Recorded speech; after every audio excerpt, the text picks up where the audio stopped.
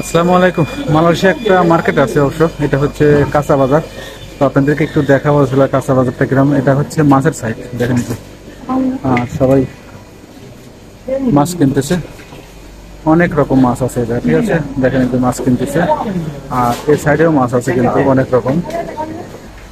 এই সাইডে হচ্ছে কাঁচা বাজার, দেখেন এই যে আমাদের একদম বাংলাদেশের মতো সব জিনিসপত্র পাওয়া যায়।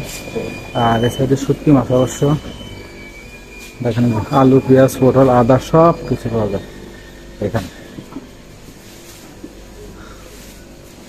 আর আমাদের দেশি করলা দেখছেন কত সুন্দর ছোট ছোট, আর হলো বিদেশি যেটাকে বলে হল্যান্ডার।